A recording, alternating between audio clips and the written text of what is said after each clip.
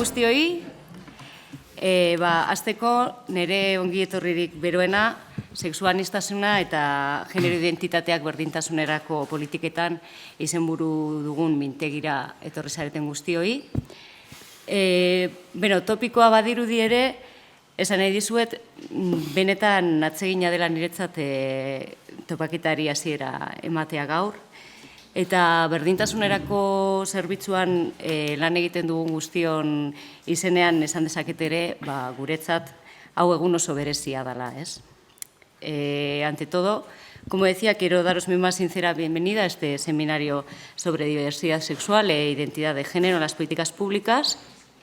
Y bueno, aunque pueda parecer un tópico, os digo muy sinceramente que para mí es un placer, ¿no?, abrir este seminario hoy. Y hablo también en nombre de todas las que trabajamos en el Servicio de Igualdad y os digo, bueno, pues que para nosotras este encuentro es realmente especial, ¿no? Por una parte, bueno, estamos muy ilusionadas, pues porque sinceramente nos parece que la propuesta que se ha conformado es francamente muy buena. Y en este sentido, bueno, pues estoy segura de que vamos a disfrutar de cada uno de los minutos, de las horas que vamos a compartir hoy aquí, en esta jornada. Y bueno, desde luego, si se presenta esta propuesta es gracias a la implicación, al trabajo y a todo el cariño que han puesto todas y cada una de las personas que han conformado el comité científico y que desde principio a fin pues han creado esta propuesta, ¿no? Bueno, yo lo he vivido como un trabajo de esos de los bonitos, de los que se hacen a gusto, ¿no?, y se hacen con cariño y en ese sentido creo que, bueno, pues el producto es de los estupendos. Así que aprovecho que tengo el micrófono y me gustaría agradeceroslo pues a todas las personas de una en una que estáis por aquí adelante, ¿no? A Inma Ruiz de Lezana Marañón, que es sexóloga y psicóloga de MAISE, a Inmaculada Mújica Flores, como cofundadora y directora de Aldarte, a Itziar Abad Ramírez, que no la veo ahora, pero no ha llegado todavía. Pero bueno, técnica de igualdad y cofundadora de Pícara Magazine, a Leticia Gómez de Segura Estíbariz, como representante del colectivo de las 7-20, a Reina Ruiz, ahí haciendo fotos, como de técnica de igualdad del Ayuntamiento de Vitoria-Gasteiz y, por supuesto, bueno, a Sara Bujanda, representante de la Asamblea de Mujeres de Álava, y a Sejo Carrascosa López, activista y experto queer, que tenemos aquí con nosotros. Bueno, y como veréis, todavía su trabajo no ha terminado, pues porque nos van a acompañar en las moderaciones, como facilitadoras, etcétera, ¿no? Agradecer también a Esther Retegui Ruiz, del Servicio de Igualdad, pues todo su apoyo en la parte más operativa, de necesidades logísticas y de gestión, que está por ahí. Eta, bueno, azken finean, eskerrik asko guztioi. Y luego, bueno, por otra parte también, la verdad es que también hay que agradecer a las ponentes y las personas ponentes que estén aquí hoy, y nos lo han puesto fácil, hemos tenido que hacer un cambio de fecha, con lo que ha coincidido con una fecha, bueno, pues muy especial también para todas las personas que vivís en Cataluña. La mayoría provenís de ahí, entonces, bueno, pues sinceramente muchísimas gracias por estar aquí. Y bueno, como os decía, pues en general estamos ilusionadas, agradecidas y desde luego muy expectantes porque, bueno, sabemos que al final de esta jornada habremos creado o existirán una serie de propuestas, ¿no?, sobre el abordaje de la perspectiva de la diversidad sexual y las identidades de género. Y en ese sentido, bueno, pues yo desde luego quiero trasladaros nuestro compromiso por avanzar y mejorar el trabajo que vamos haciendo desde el Servicio de Igualdad, buscando las maneras de ir incorporando esas propuestas, ¿no?, que podamos construir entre todas las personas que estamos aquí. Y bueno, en general creo que la mejora y el cambio exigen acumular conocimiento crítico y en definitiva para eso nos reunimos un poco aquí hoy, ¿no? Lo que desde el principio hemos pensado que podía ser un espacio de encuentro y de reflexión y de intercambio, ¿no?, que nos permita crear un poco esas propuestas. Y bueno, por último, la verdad es que para facilitar una reflexión conjunta, pues desde luego hacen falta personas, ¿no? Y entonces en ese sentido, pues bueno, os necesitábamos a todas vosotras y quiero agradecer también especialmente la implicación de todos los agentes del comité científico en la difusión, porque la verdad es que, bueno, para nosotras ha sido un gusto desde que se abrieron las inscripciones, ver la respuesta de las gentes, ¿no? Ver vuestro compromiso por pasar aquí este sábado y bueno, en general, pues muchísimas gracias. Y como tendremos muchas ganas de empezar ya y entrar en harina, os doy simplemente un par de comentarios más de tipo logístico, bueno, técnico, y pasamos ya a la mesa. Por una parte, en la carpeta que se os ha entregado hay una hoja con datos personales. Entonces, son simplemente para que, si hay alguien que os apetezca que os mandemos información al mail, pues de las actividades que realizamos o cosas interesantes y tal, pues lo rellenáis y lo dejáis, por favor, en el punto de información y os meteremos en la base de datos. Luego, por otra parte, también hay una hoja de evaluación que, la verdad, si tenéis un momento para a última hora rellenarla, pues nos suele venir muy bien para ir adaptándonos a lo que entendemos que necesitáis. También habréis visto que tenemos que tenéis en la carpeta unas hojitas pequeñas de papel. Esas son para que esas preguntas que os vayan surgiendo según oís las intervenciones o tal, las podáis apuntar, y entonces cuando sea el turno de responder a las preguntas, pues lo dais al personal de sala, y así la persona que está en la mesa, bueno, pues las aglutina un poco y se puede ir dando respuesta a todas, ¿no? Muy bien, muy bien. Deciros también que el seminario se va a grabar, pues porque tenemos idea de subirlo luego a la página web municipal, bueno, al apartado del Servicio de Igualdad, para poder socializar un poco lo que tengamos ocasión de oír aquí. Y luego también, bueno, tenemos ahí, veis ahí atrás unas fotografías que junto con la foto que ha dado, bueno, que hemos puesto en la portada del folleto, son todas ellas obra de Sara de Diego, que fue una de las ganadoras del Gas de Click de 2012, ¿no? Y antes hablábamos, bueno, por ahí un poco, que realmente, bueno, llama la atención de que el hecho de que la mayoría, o sea, que la tranquilidad con la que el cuerpo de la mujer se exhibe, ¿no? Y seguramente, pues no los genitales de los hombres, bueno, seguramente darán que hablar las fotografías. Otra cosa que os quiero decir es, si necesitáis o queréis un certificado de asistencia al seminario, podéis pedirlo vía mail a la dirección que os aparece aquí atrás en la carpeta, igualdad.adm y tal. Nos ponéis el nombre, los 2 apellidos y la dirección y os lo mandamos. O si estáis en Vitoria y os apetece pasar por el servicio, pues en lugar de la dirección os ponéis el teléfono y os llamamos cuando lo tengamos, ¿vale? Y la última cosa, quienes estéis en el grupo número 2, el de los retos para las políticas públicas, os habrán dado un pequeño cuestionario. Entonces, por favor, antes de irnos a la comida o antes de las 2, lo rellenáis y lo dejáis en el punto de información, ¿vale? Eta beno, hori guztia esan da, eta ondo iruditzen bazaizue, baina hasiera emango diogu goizeko lehenengo mahai inguruari, eta horretarako hemen ditugu Gerard Colplanas eta Miquel Mise Sánchez, de modo que si os parece, pues vamos a empezar ya, cuando quieras, Ejo, benvinguts, eta ondo izan. Eskerrik asko zuri. Bueno, benetan ez daki nola hasiko dudan. Bueno, primero, a mí me hubiera gustado casi estar en medio. Es una cuestión simplemente espacial, pero muchas veces es muy importante, porque muchas veces cuando te sitúas en medio tienes la capacidad de ver las cosas alrededor. Cuando estás a un lado, no. Para mí es un placer muy grande poder presentar hoy a Gerard Colplanas y a Miquel Mise. Primero, porque los tengo en gran aprecio y cariño. Y segundo, porque me parecen personas que con su trabajo están haciendo como... Mucho no, muchísimo, por esta cuestión que podríamos llamar la diversidad sexo y genérica.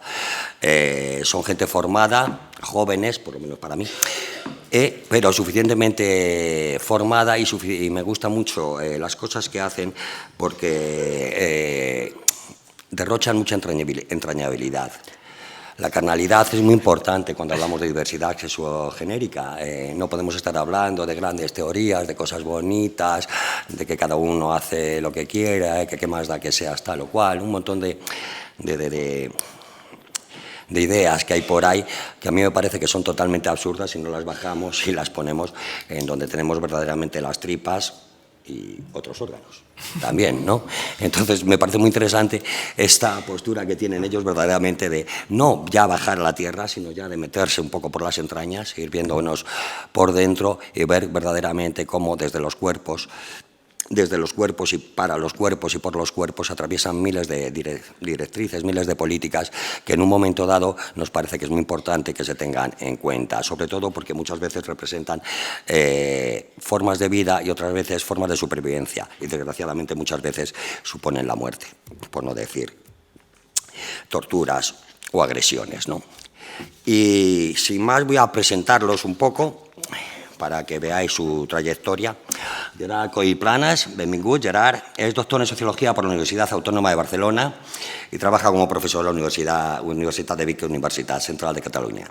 Es miembro del Grupo de Investigación Consolidado, Estudis de Gènere, Traducció, Literatura, Historia y Comunicación, y es director del Centro de Estudios Interdisciplinarios de Género y docente en el Máster de Estudi de Dones i Gènere i Ciutadania, docente en el Máster también de Estudi de Dones, Gènere y Ciudadanía. Ha sido coordinador académico del proyecto Against Homophobia, European Ocean Administration Devices, cofinanciado por la Comisión Europea, y del proyecto La construcción del cos femení en el context biomèdic, financiado por el Instituto Català de les Dones.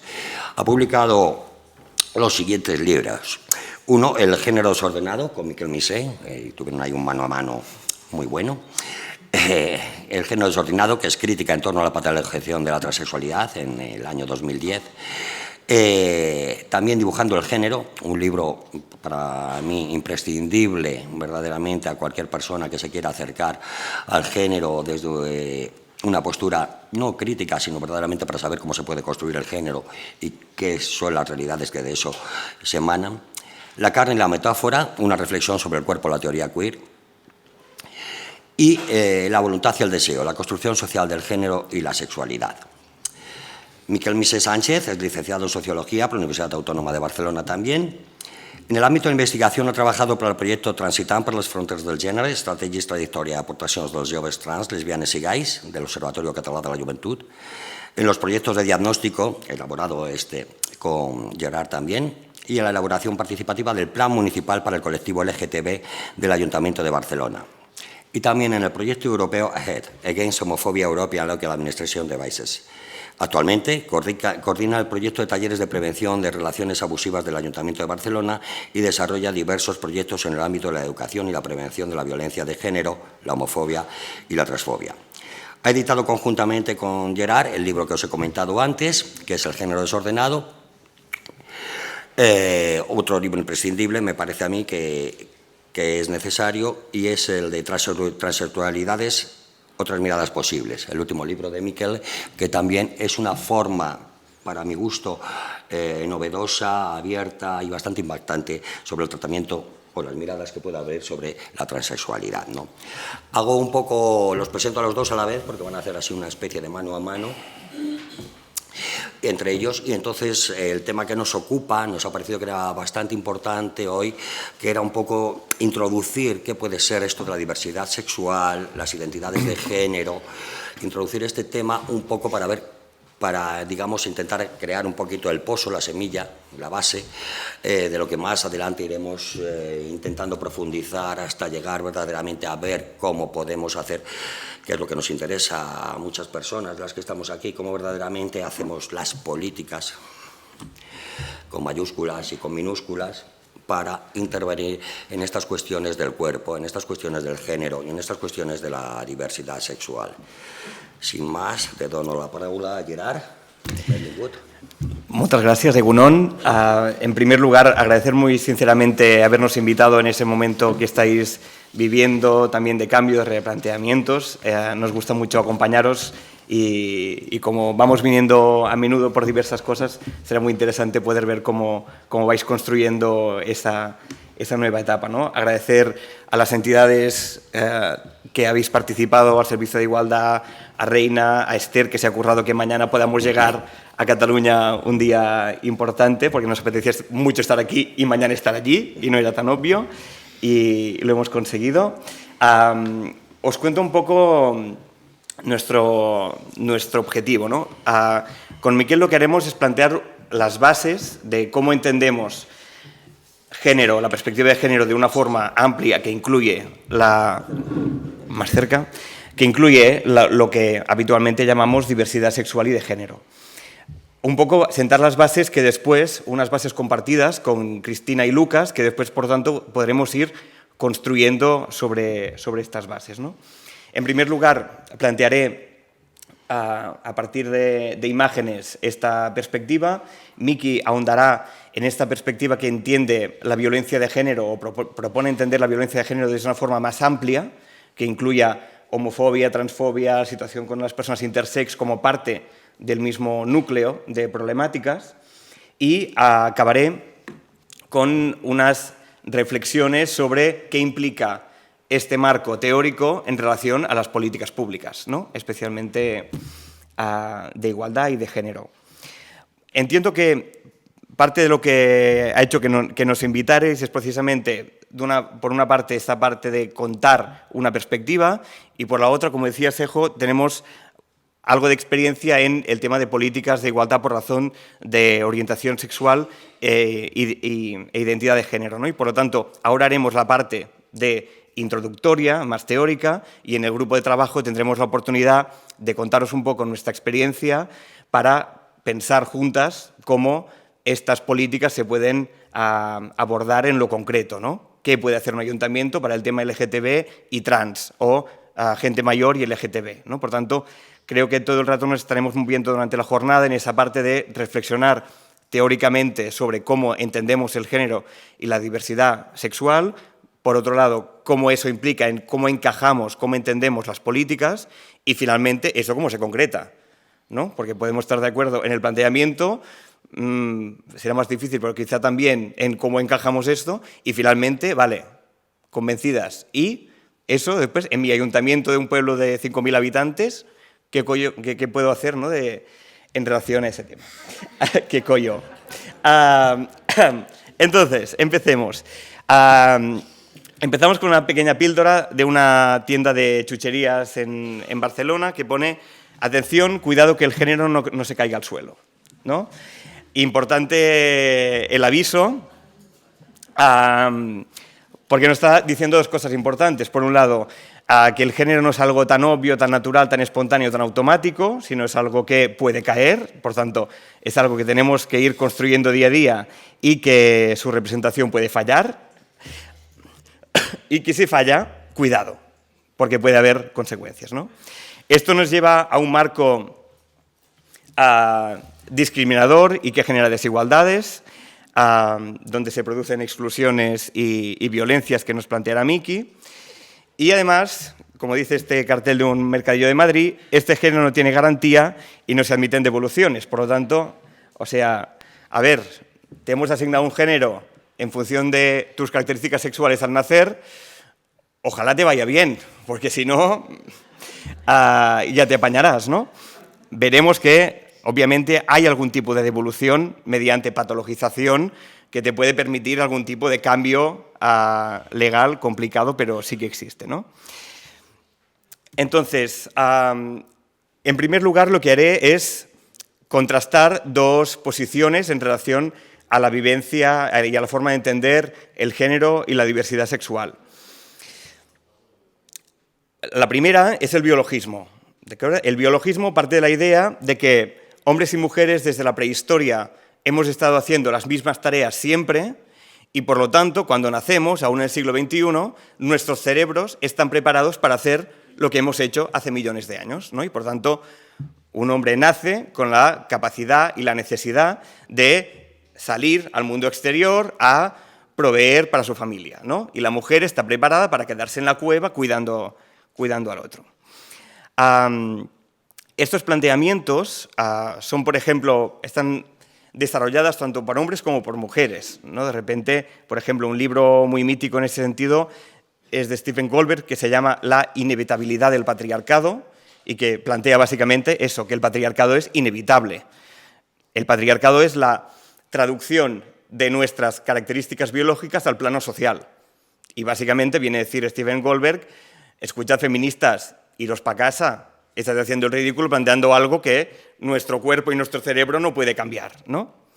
Pero también, bueno, y también otro autor más cercano, Eduardo Punset, cuando trata temas de género en sus programas divulgativos, suele adoptar esta perspectiva biologista, ¿no?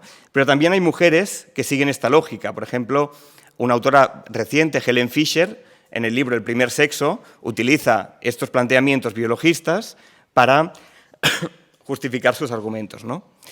Para hacernos una idea de sus argumentos, literales, no me lo invento, tiene un momento bastante célebre en que hace una comparación con la iguana para explicar que es natural que las mujeres tengan el deseo de rendición y entrega sexual a los hombres, porque es algo muy común en el reino animal y que le pone especialmente cachonda a la iguana, ¿no?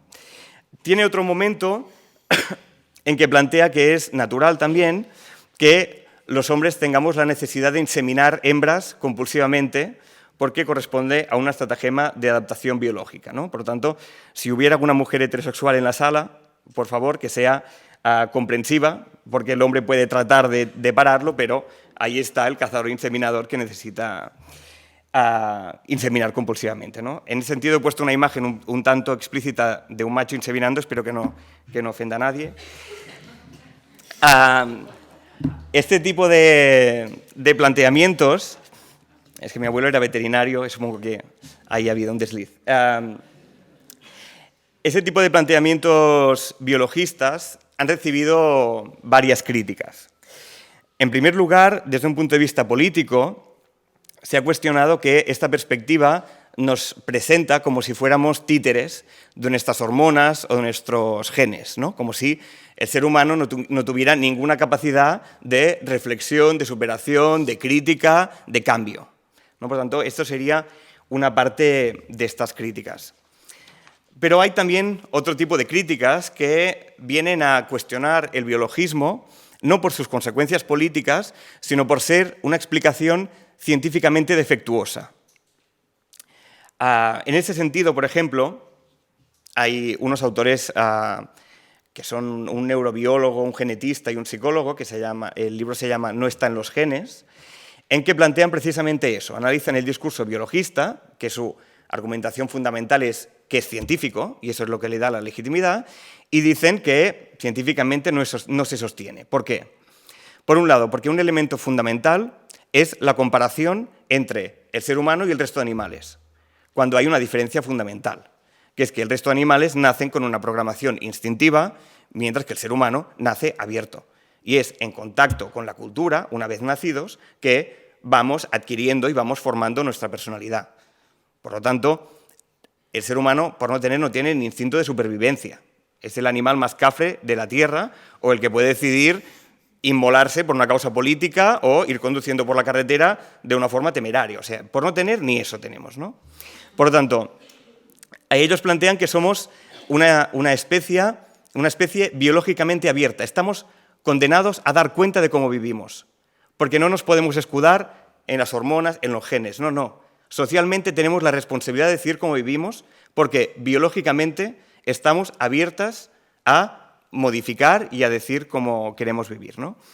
Y en ese sentido, por ejemplo, aparte de que hay culturas que tienen otras formas de gestionar las identidades de género con otras categorías que exceden la de hombre y mujer, no hace falta ni irnos a otras culturas. Si hablamos o pensamos en nuestras abuelas, vemos que en 3 generaciones ha habido un cambio sustancial. Si fuera algo tan determinado desde la prehistoria, a mí que me cuenten cómo en 3 generaciones ha habido el cambio que ha habido, y más que tiene que haber, ¿no? Pero, en cualquier caso, si fuera una cosa tan establecida, tan incambiable, tan inmodificable, sería imposible entender los cambios sociales que vamos viendo.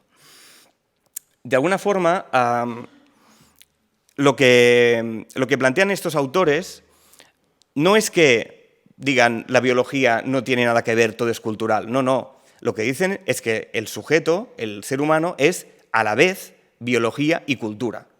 Que nuestros cuerpos, nuestros cerebros, son a la vez biología y cultura. Cuando nacemos, nuestro cerebro no está acabado de desarrollar y se desarrolla ya en contacto con la cultura. Por lo tanto, lo que desearemos, cómo nos identificaremos, lo que nos gustará, lo que aborreceremos, tiene que ver con nuestra experiencia, muy especialmente en los primeros años de vida, que irá configurando nuestra mente y nuestra subjetividad. Y por lo tanto, incluso nuestro cerebro y sus vías neuronales se definen en la cultura. Por lo tanto, nuestro cerebro es a la vez natura y cultura y de una forma indistinguible. Vamos a ver la otra perspectiva, que es la perspectiva que adoptamos y que conecta con los carteles que veíamos al principio, que entiende el género no como algo innato y como algo natural, sino como una construcción cultural. En ese sentido, en contraposición a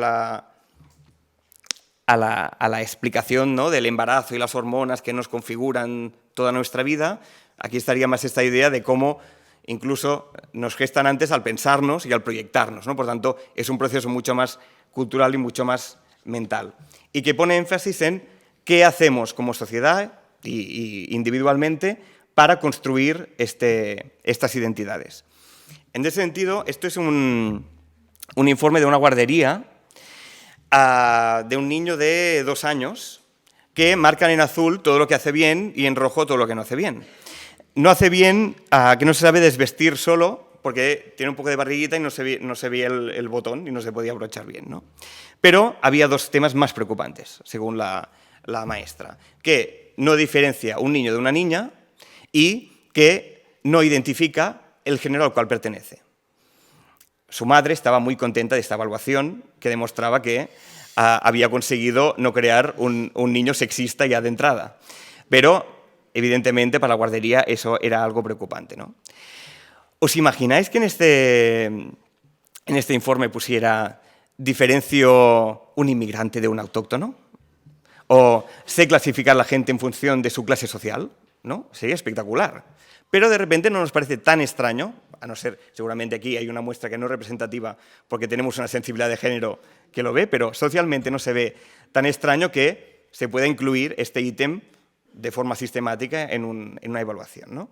Por lo tanto, esto hace explícito un trabajo, a veces inconsciente, a veces muy micro, que vamos haciendo y que acaba construyendo estas diferencias de género, ¿no?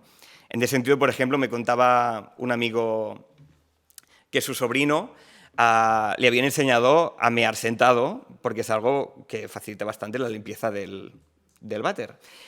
Pero cuando fue a la escuela le dijeron que no, que el niño tenía que mear de pie, ¿no?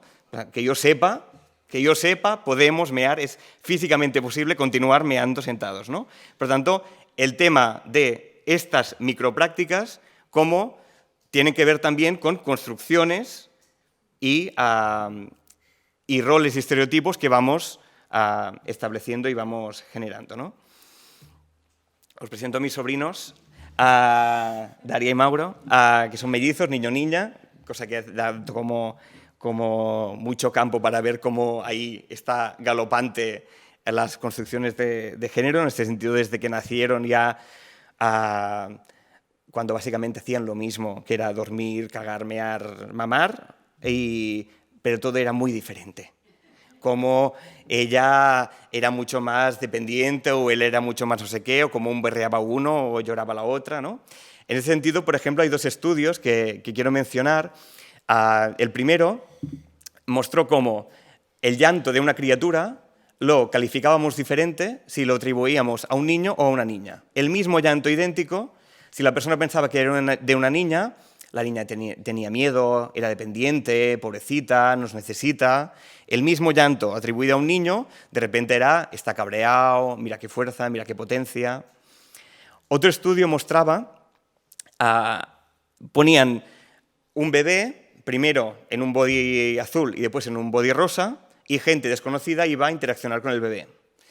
Aquí hay un vídeo de YouTube que lo ilustra de una forma muy, muy interesante. Primero la gente, cuando lleva el body azul, de repente el niño es fuerte, qué potencia, será boxeador, lo manejan ahí súper bruscamente, le hablan muy fuerte. Cuando la misma persona lleva el body rosa, de repente es bonita, parece muy buena persona, será bailarina de repente, la mueven mucho más despacio, le hablan mucho más bajo, ¿no? Por tanto, como todos estos inputs van creando un marco donde es muy probable que nos identifiquemos con lo que se espera y que, además, seamos muy conscientes de las penalizaciones de no identificarnos como se espera, ¿no? Porque es algo que está ahí de una forma muy constante. Y hablando de penalizaciones, ¿no? Me venía allí un ejemplo propio, ¿no? Hace un tiempo estaba recogiendo exámenes de mis alumnos y una alumna me entregó un examen sucio. Y mi reacción inicial fue, tía, ya te vale, qué guarrada. Que de repente pensé, buenas, Gerard. O sea, era evidente que mi reacción ante el mismo examen de un tío no hubiera sido la misma, ¿no? Y después me planteaba, muy bien, si no hubiera hecho el esfuerzo de darme cuenta cómo mis estereotipos estaban ahí cabalgando, en la corrección probablemente hubiera penalizado más, ¿no? Al ver el examen y al estar ahí trabajándolo, inconscientemente hubiera penalizado a la tía y era por un tema puramente de género, ¿no? De alguna forma, desde esta perspectiva que estamos planteando, estamos invirtiendo el argumento biologista, ¿no? Antes decíamos, es lo biológico lo que establece lo cultural, es nuestros genes, nuestras hormonas, lo que establece cómo gestionamos las diferencias y desigualdades. Y ahora estamos diciendo un poco lo inverso, que es que nuestro género, nuestro sexo incluso, perdón, nuestro sexo es en parte un producto cultural. Algo bastante contraintuitivo. ¿En qué sentido? Por un lado, porque nuestro cuerpo y sus características sexuales no son algo puramente biológico que esté al margen de la cultura, sino que culturalmente tenemos una serie de tecnologías mediante las cuales conformamos nuestros cuerpos en función de unos determinados ideales, sea cirugía estética, sea peluquería, sea cómo nos vestimos, cómo movemos los cuerpos, el deporte, la alimentación. Por tanto, nuestras características sexuales, entendido en sentido amplio, no solo los genitales, son aspectos que culturalmente conformamos y que conformamos en función de nuestros ideales que son culturales. Por otro lado, nuestro cuerpo siempre lo leemos desde un marco cultural.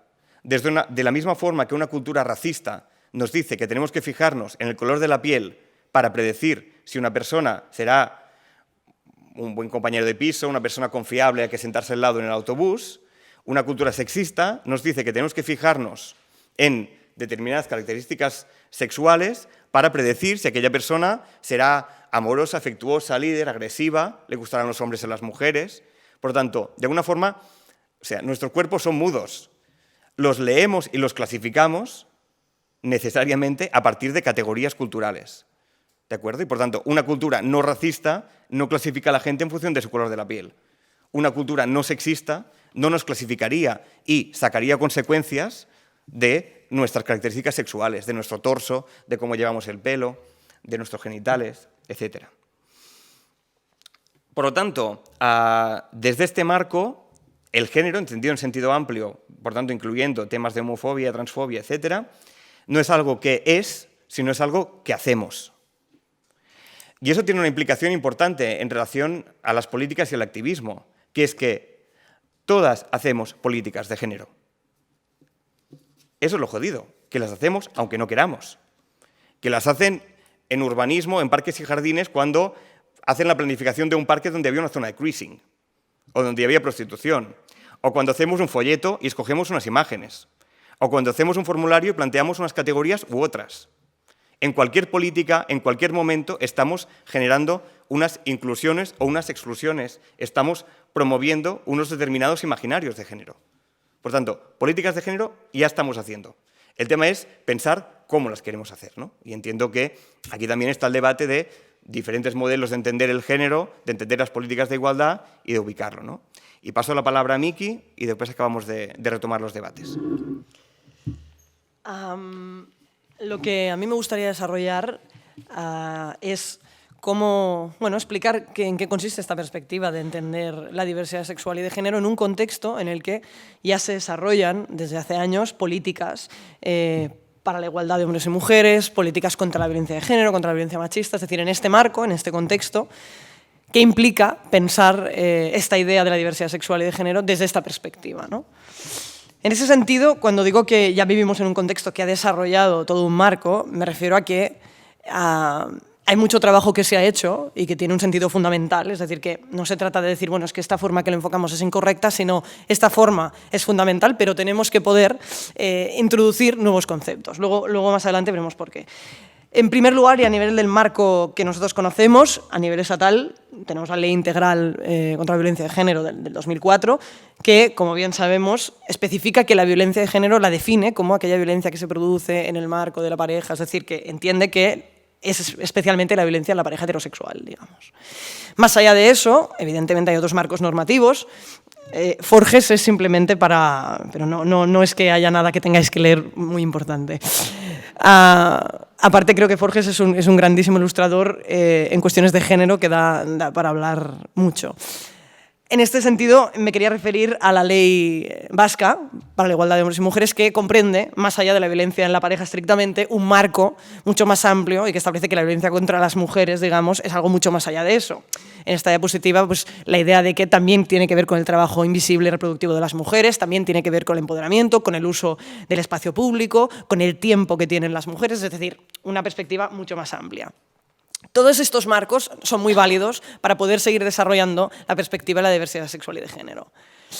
No estoy muy orgulloso de esta metáfora visual, pero es lo mejor que he encontrado de momento. Simplemente se trataría de seguir nadando en este mismo lugar en el que estamos, pero incorporando algunas ideas que igual hacen que esta pecera sea un poco más grande.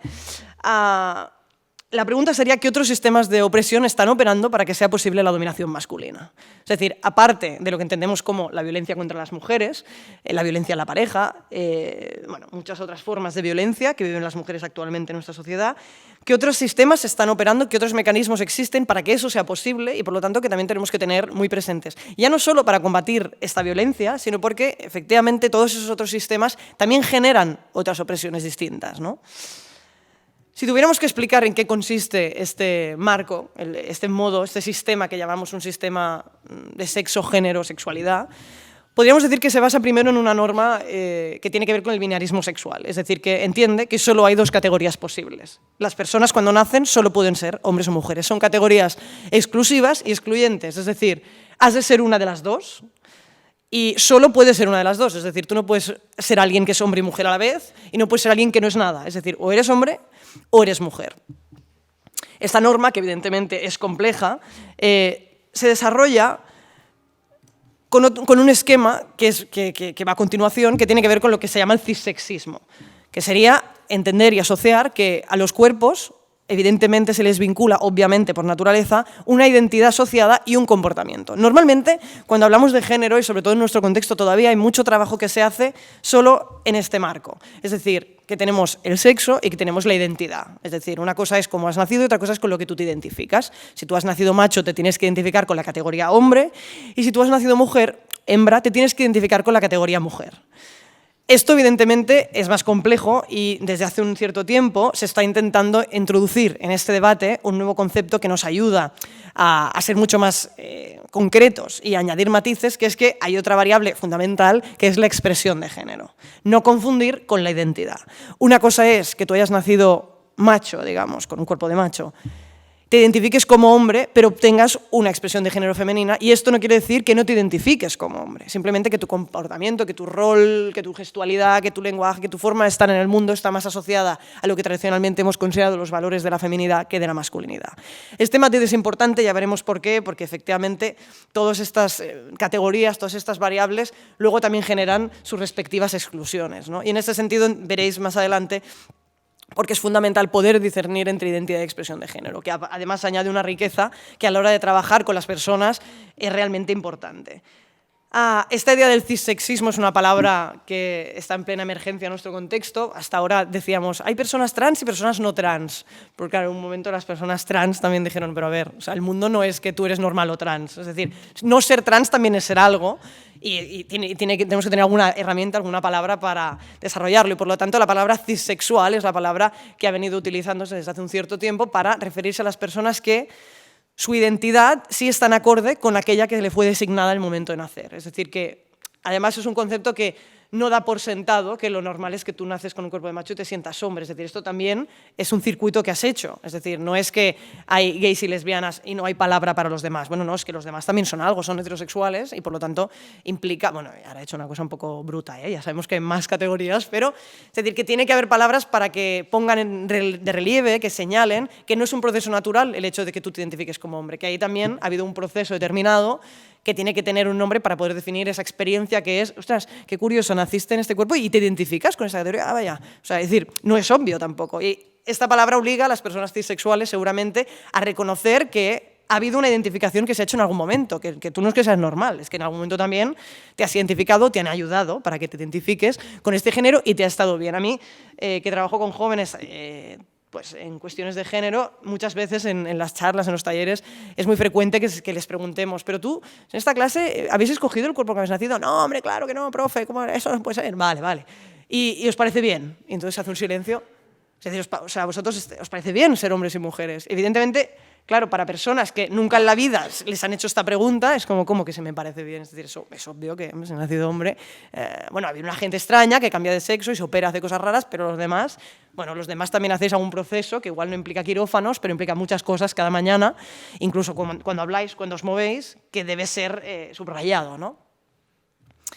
Y finalmente, este modelo social en el que vivimos señala, como bien indican todas estas flechas, que la preferencia sexual, la orientación sexual obvia de aquellas personas que nacieron en un cuerpo de macho, que naturalmente se identifican como hombres y por supuesto tienen una expresión de género masculina, evidentemente su orientación del deseo, su preferencia, se dirige hacia el otro lado de la balanza, personas que nacieron hembra, que se identifican como mujeres, que tienen una expresión de género femenina y también son heterosexuales, es decir, que se complementan.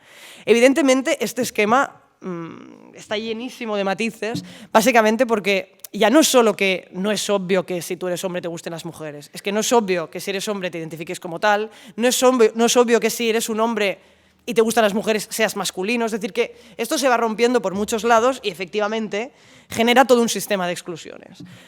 El problema principal de esta norma social evidentemente es este encarrilamiento, este encasillamiento de las personas, este encorsetamiento que limita nuestra libertad, es decir, que, bueno, que tendríamos que poder tener otras casillas, pero es que además, más allá de que limite tu libertad, efectivamente hay un conjunto de personas, personas que viven en identidades que el hecho de no ajustarse a esta norma social, a este marco normativo, implica una serie de violencias. Esto lo digo porque muchas veces, si solo nos quedamos aquí, hay gente que puede decir, bueno, es verdad, este sistema es un poco injusto, nos limita un poco, pero bueno. Entonces se hace todo un trabajo para explicarle a la gente que concuerda con estas flechas que este sistema limita su libertad. Esto es muy obvio cuando se trabaja con personas que no están vinculadas a temas ni de género ni de sexualidad, es decir, hombres y mujeres al uso que piensan que son al uso y que interpretan que ellos están alineados con las flechas. Y se hace todo este trabajo y en parte se hace para que entiendan que, aunque ellos igual nunca han notado estos límites de las casillas, efectivamente su libertad está limitada, ¿no? Pero es que más allá de que estas personas que sí se alinean, que sí es que las hay, pero yo creo que sí que las hay, más allá de que haya personas que puedan reflexionar sobre las flechas y que se den cuenta, ¿no? Cuando se habla en trabajo de nuevas masculinidades o de masculinidades, de que el hombre, el macho alfa heterosexual también tiene riesgos por el hecho de ser un hombre macho alfa, porque mira los accidentes de tráfico, mira la población penitenciaria, esta gente tiene que darle una vuelta porque esto limita su libertad. Hombre, más allá de este hombre, es que hay toda una serie de hombres que no se ajustan a esto. O sea, que más allá de despertar y de empoderar al que ya se ajusta a la norma, es que además hay toda una población que no se ajusta y que sí vive unas violencias, le guste o no, ¿no?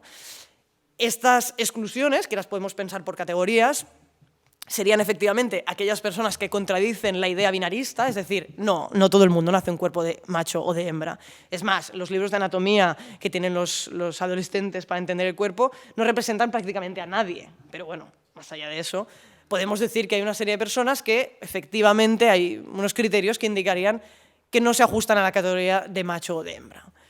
Hay unas personas que efectivamente ponen en cuestión que la identidad sea un proceso natural y que cuando tú naces en un determinado cuerpo, de forma natural te identificas con esta categoría hombre o mujer, que serían las personas trans. Aquí englobamos personas transexuales, personas transgénero, personas que no se identifican con el género con el que se les fue asignado en el momento de nacer. La expresión de género nos revela, y creo que es para mí la línea, la fila más interesante de este cuadro. Ahora os explico por qué. La expresión de género hace referencia a aquellas personas que no es que tengan una cuestión de identidad, es decir, que ha nacido en un cuerpo de hombre pero no se identifica. No, igual sí se identifica con la categoría hombre, pero es un hombre femenino o es un hombre que cumple con unos ciertos roles, porque a veces cuando decimos hombre femenino pensamos directamente en hombre afeminado, pero simplemente puede ser un hombre que tenga una expresión externa masculina, pero que esté asumiendo los roles de la feminidad tradicional, y eso también implica exclusiones. Un hombre que dice, no, mira, es que yo quiero quiero una excedencia porque voy a tener hijos, y mi mujer está haciendo una carrera profesional y por lo tanto, bueno, yo quiero quedarme en casa y quiero encargarme bastante de su proceso educativo. Bueno, este hombre, ¿qué diremos de él? ¿No? Tenemos toda una serie de insultos preparados en nuestro lenguaje para referirnos a él, es decir, que romper con la expresión de género puede tener que ver con algo estético, pero puede también tener que ver con algo más relacionado con los valores, ¿no? Con los roles asociados. Aquí también introducimos a las personas travestis, drag queens, drag kings, que se sumarían a esta categoría, es decir, que no es que estén viviendo una situación en conflicto con su identidad, sino que más allá de su identidad, que igual no está tan en conflicto, está en conflicto su forma de vivir el mundo, su forma de desarrollarse y de vivirse, porque entra en contradicción con este género que se les presupone. Finalmente, la cuestión de la preferencia sexual, que hoy en día se van ampliando estas categorías, es decir, y es un trabajo que creo que de todo este marco es el que más se ha desarrollado, que tiene que ver con que obviamente pues, hay otras personas que no solo tienen otra preferencia sexual, sino que igual no tienen una preferencia sexual definida, o se definen como personas que no sienten atracción sexual, o se definen como personas que ninguna de estas categorías da sentido para explicar su deseo. Es decir, si tú eres una chica trans que le gustan las otras chicas trans, ¿cuál es la categoría con la que te puedes identificar? Esto es un gran debate, ¿no? Es decir, las personas trans, ¿cuál es su orientación sexual? Porque claro, si las categorías de orientación sexual están pensadas para un mundo donde hay hombres y mujeres, pues claro, yo, que soy un chico trans, si me gustan las mujeres, mi preferencia sexual, ¿en qué se define? ¿En relación a mis genitales? ¿En relación a las prácticas sexuales? ¿En relación a mi identidad? Si salgo con una mujer soy heterosexual, o si no estoy operado esto me implica que tengo un sexo lésbico. Es decir, son categorías que... Y esto es interesante porque cuando se le pregunta a las personas transexuales si son gays, lesbianas, heterosexuales, hay muchas que dicen, es que no al lugar. Es decir, estas palabras a mí no me sirven. Se las inventaron personas cisexuales, pero a mí no me dan sentido, ¿no? Os he dicho antes que para mí la fiel expresión de género me parece muy interesante. En primer lugar, porque por fin puede dar cuenta de que la transexualidad no tiene necesariamente que ver con el travestismo, que es un problema que viene siendo largo, es decir, explicar a las personas que uno puede vestirse, actuar, representar el otro género, sin que eso necesariamente quiera decir que te quieras cambiar de sexo, ha sido una palabra que ha permitido, o un concepto que permite ahondar en esto, pero sobre todo también porque de todas las otras categorías seguramente es el lugar en el que las personas que conformarían esto que hemos llamado exclusiones no tienen una identidad fija asignada. Es decir, que en las políticas identitarias hay mucho trabajo hecho en relación al colectivo gay lésbico, hay trabajo hecho en relación al colectivo trans, hay trabajo hecho en relación al colectivo intersex, pero las personas, hombres femeninos, mujeres masculinas, etcétera, no tienen una categoría identitaria suficientemente fuerte. Yo pienso que eso es una oportunidad porque esta fila nos pone cosas en cuestión a la forma que entendemos de entender la homosexualidad, es decir, todos estos estereotipos sociales sobre que los gays efectivamente son más femeninos. También nos da muchas ideas para poder entender la vivencia trans, es decir, que tú te identifiques como mujer no tiene nada que ver con que luego seas una mujer femenina. También nos ayuda a pensar que, hombre, ¿por qué a las mujeres trans les exigimos que sean femeninas? Eso no tiene nada que ver, ¿no? Es decir, tú puedes ser una marimacho como mujer trans. Es decir, que es una categoría que nos permite dar vueltas de campana y poder ir un poquito más allá en los matices, ¿no?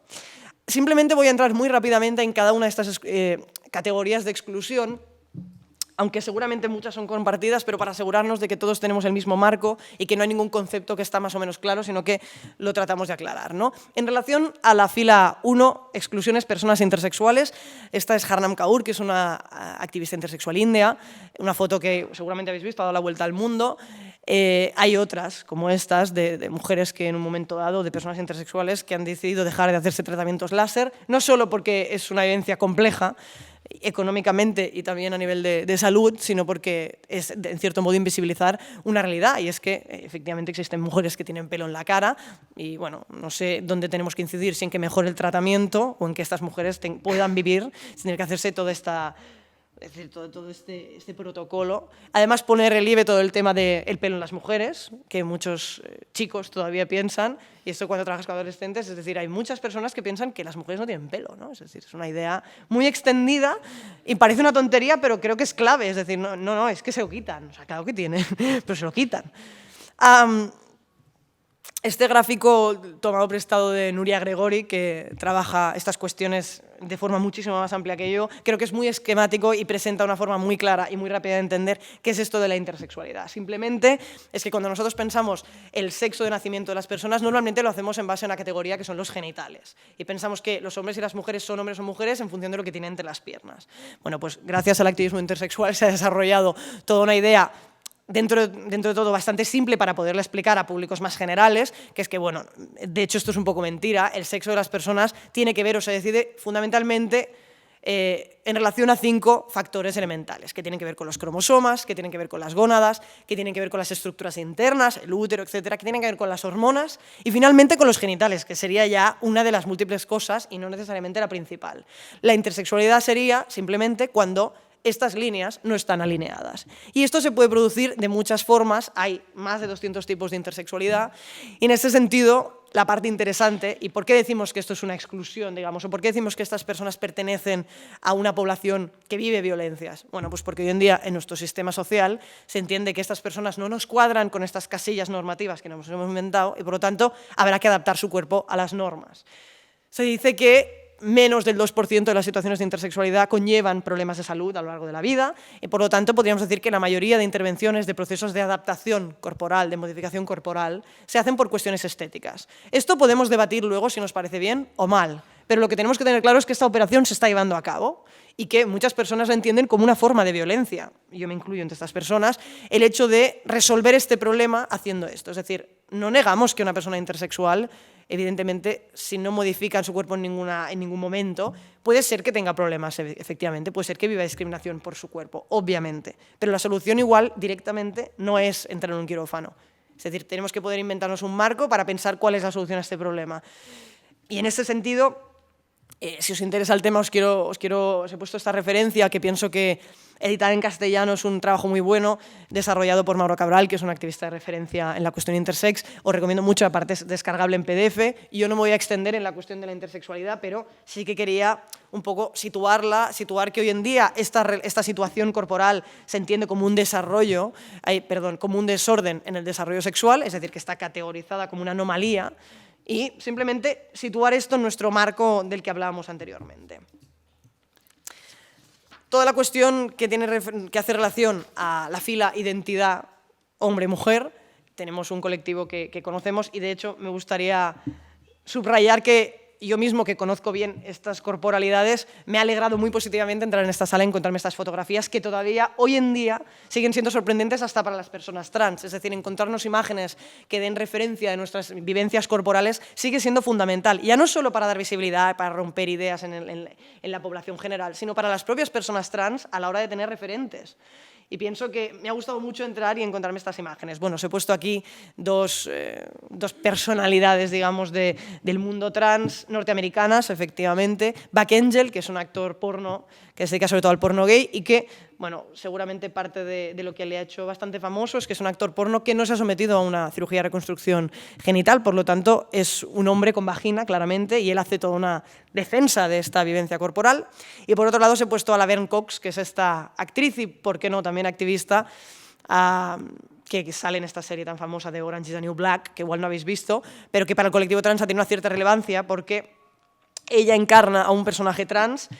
Tiene relevancia porque no es tan obvio que los personajes trans en la televisión y en el cine los hagan personas trans, ni mucho menos, y no es porque no hayan actores o actrices, pero esto de que ella encarne este personaje la ha llevado a hacer cientos de millones de entrevistas en la televisión norteamericana y ha sido muy sorprendente la posición que ella ha tomado, no solo de dar voz a algunas reivindicaciones políticas, pero sobre todo al reivindicarse como una mujer trans. Eso es una cosa que puede parecer obvia, pero no lo es, y pienso que ahora es un momento muy interesante en el que muchas personas trans empiezan a decir que no son hombres y mujeres, que son personas trans. Es decir, yo soy una mujer trans, no pretendo ser una mujer cisexual o biológica, simplemente es que el hecho de ser trans da cuentas de mi experiencia vital, ¿no? Es decir, también es algo relevante.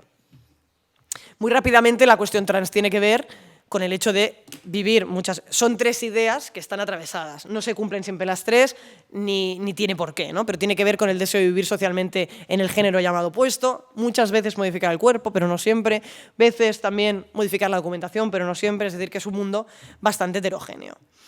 La cuestión de las expresiones de género, que creo que es uno de los puntos más interesantes, tiene que ver efectivamente con estas vivencias. Sé que, Lucas, te encanta que hablemos de Falete. Estamos de acuerdo en que es uno de los referentes en la cultura popular española más brutales de expresiones de género normativas, que pasa desapercibido muy a menudo, pero bueno, habría que detenerse a pensar que una persona que se identifica como hombre y sale a los escenarios de esta guisa y tiene la aceptación social que tiene, hombre, nos tendría que hacer pensar un poco. Es decir, es un grandísimo referente para explicarle a los adolescentes muy femeninos que la vía no tiene por qué ser la vaginoplastia. Es decir, tú puedes ser un chico y muy respetado y tener una expresión de género muy femenina, ¿no?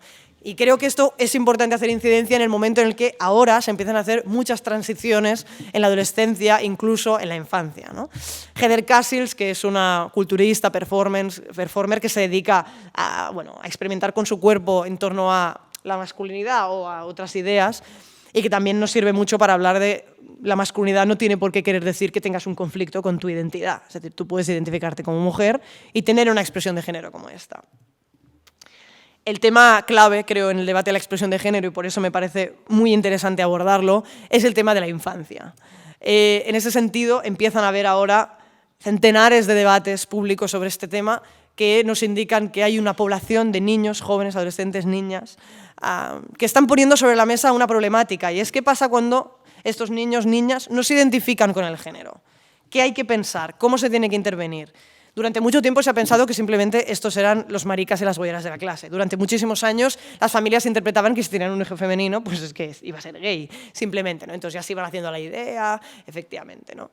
Desde hace un cierto tiempo, como habréis visto en los medios de comunicación, hay todo un estallido que da una explicación distinta y que lo que señala es que seguramente estos niños y niñas lo que pasa es que son transexuales. Yo pienso que entre un lado y el otro es importante introducir la categoría de las expresiones de género no normativas, porque no solo tienen que ver con una identificación de estos niños y niñas, sino que tienen que ver con todo el ocio de los niños y las niñas, con sus actividades extraescolares, con sus libros de texto, con la ropa que escogen para carnaval. Es decir, seguramente es una edad en la que los niños, las niñas aprenden a desarrollar esta expresión de género acorde con lo que se espera de ellos, y por lo tanto es un momento crucial para hacer políticas interesantes que rompan con estas normas, ¿no? He puesto aquí diversos ejemplos. El padre que su hijo le dice que quiere ir con falda, entonces él dice, bueno, pues ningún problema, yo te acompaño al colegio vestido con falda. Es decir, igual simplemente un referente positivo de que tú puedes hacer eso, y eso no quiere decir que no seas un hombre, también puede ser algo que podemos explorar. Todo el tema de los deportes, las actividades extraescolares, es decir, Billy Elliot por excelencia, pero todo lo que ha seguido, qué les pasa a los niños que escogen aficiones que no tienen nada que ver con el género que les ha sido asignado. Esto lo podemos resolver con es que serán gays, es que serán transexuales. Esto nos da alguna idea de cómo podríamos trabajar para que esto tuviera una repercusión en todo el mundo, no solo en los que futuramente entrarán en las categorías LGTB. Y finalmente todo el tema de las sexualidades no normativas, ¿no? Que, como bien sabemos, ya no solo tiene que ver con que seas heterosexual o no lo seas, sino qué forma de sexualidad vives. He puesto aquí dos fotos que también han dado un poco la vuelta en las redes sociales. Esta ex Miss España que publica una foto con su novia, algo que tampoco es obvio. Pienso que ha sido de un relieve importante, sobre todo de referencia para las personas más jóvenes también. Y estos dos padres que están con sus hijas delante del espejo. Esta foto además se utiliza mucho para trabajar temas de heterosexismo, porque claro, tú cuando ves esta foto muchas veces lo último que piensas es que estos son los padres de estas niñas que las llevan al colegio, ¿no? Pues verlas de tanto en tanto nos obliga a pensar que en nuestro marco, incluso de los que trabajamos en estos temas, se nos escapan muchas cosas. Volviendo a nuestro esquema anterior, esta idea tiene que ver con que estas exclusiones nos dan cuenta de unas ciertas opresiones. Las personas que viven estas realidades sociales, estas realidades vitales, también enfrentan una serie de violencias, ¿no? Y en este sentido, ¿cómo lo casamos esto con todo lo que contábamos al principio de ya hay un marco establecido sobre cómo se tiene que trabajar o cómo podríamos trabajar la cuestión de la violencia de género? Digamos que ahora hemos trabajado mucho para señalar, criticar, cuestionar y desarrollar políticas que luchen contra la dominación masculina. Simplemente se trataría de entender que la dominación masculina forma parte de un esquema, de un marco, que solo es posible, es decir, solo es posible que los hombres sean superiores a las mujeres en nuestra cultura si hemos decidido que hay hombres, solo hay dos posibles, hombres y mujeres, si hemos decidido que tienen que identificarse con unas identidades y unas expresiones de género, si entendemos que tienen que haber unas preferencias sexuales asociadas, es decir, que para llegar a la dominación masculina hay muchos niveles antes, muchos niveles que también generan violencias. Y en este sentido, quizás es interesante al esquema sobre el que ya trabajamos de la violencia en la pareja heterosexual que ya hemos ido incorporando, que de hecho hay otras violencias hacia las mujeres que van más allá del ámbito doméstico o de la pareja, quizá poder incorporar otras formas de violencia que amplíen nuestra mirada sobre este fenómeno, ¿no? Esto simplemente es una invitación a pensarlo de otro modo, porque, como decía Gerard, política hacemos todo el tiempo. Es decir, que ya sabemos que se hacen políticas LGBT, pero muchas veces se hacen de espalda a las políticas que se hacen en el despacho de enfrente. Ya sabemos que se hacen políticas de violencia contra las mujeres o violencia de género, pero muchas veces no incorporan a las lesbianas, no incorporan a las personas trans. Es decir, que tiene sus implicaciones juntar estas miradas para los dos lados, ¿no? Y que puede ser un reto interesante pensarlo de este modo. Le paso el turno a Gerard. Vale, entonces, hemos estado aquí hablando, cada una verá si coincide, no coincide, tiene que acabar de pensarlo, tiene otros marcos. En cualquier caso, queríamos plantear como un poco el terreno compartido, ¿no? También con el resto de personas que hablarán, ¿no? En cualquier caso, hemos planteado como un recorrido de cómo partimos de unas políticas centradas en hombre-mujer a unas políticas de igualdad centradas en hombre-mujer y cómo podemos ir ampliando, repensando este marco para ir incluyendo otras formas de sexualidad, de subjetividad, de cuerpos que vayan, otros más evolucionados aún, que vayan dando respuesta a las diferentes situaciones, ¿no? Que también generan desigualdades y violencias y que están relacionadas. En cualquier caso, para acabar, queríamos plantear unos retos que en parte retomarán Lucas y Cristina, en parte retomaremos en la mesa también con Andreu y Aurora, creo, y también en los grupos de trabajo. O sea, no lo resolveremos ahora las dudas que planteamos o los debates que planteamos, sino para hacer el link con las demás historias, ¿no? Las preguntas irían en la línea de decir, vale, y con todo ese marco, eso cómo se traslada al diseño e implementación de políticas públicas, ¿no? En caso que estuviéramos de acuerdo con estos planteamientos, ¿y ahora qué hacemos, no? Y abordaré específicamente el tema de la ubicación, del encaje. ¿Dónde ubicamos estas políticas? Una opción que se ha venido desarrollando es decir, bueno, pues hacemos unos programas, unos departamentos que aborden específicamente el tema LGTB, ¿no? Y por tanto, que hay unos responsables, unas políticas, un consejo municipal, etcétera, etcétera. Bien, ha sido un modelo que ha permitido visibilizar, empezar a trabajar, ha sido muy productivo.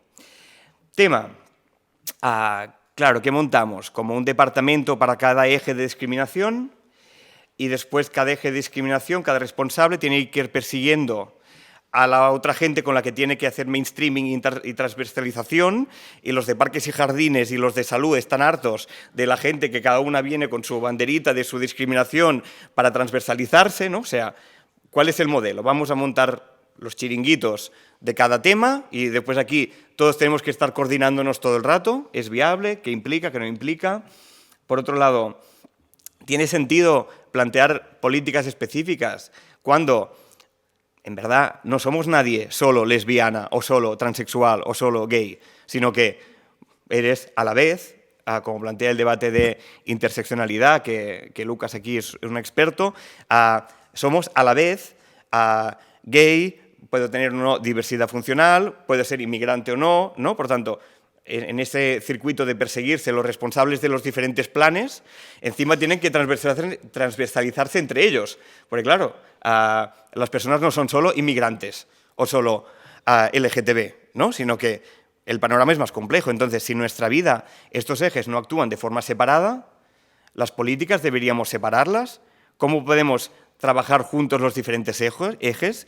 ¿Cómo esto se traduce finalmente en planes y en políticas? ¿No? Porque es un debate muy potente, muy interesante, pero al final, ¿eso qué implica? ¿Cómo se traduce en la práctica, ¿no? Por otro lado, adoptamos una perspectiva de género más amplia, ¿no? Que incluya lo que estamos haciendo hasta ahora de igualdad hombre y mujer con temas LGTB, entendiendo el marco que ha planteado Miki, ¿no? Por tanto, como temas integrados y que no podemos separar. En este sentido, me acuerdo cuando asesorábamos en el plan LGTB del Ayuntamiento de Barcelona, que bueno, veíamos las problemáticas de la educación y nos decían, bueno, pues tenemos que hacer políticas específicas para el colectivo LGTB en educación. Que era rollo, bueno, tenemos que hacer una política de coeducación hombre-mujer y al lado una política temas de homofobia, transfobia. como no tiene mucho sentido, porque son dos realidades absolutamente imbrincadas. Pero a veces las dinámicas institucionales acaban llevando a estos aspectos, ¿no?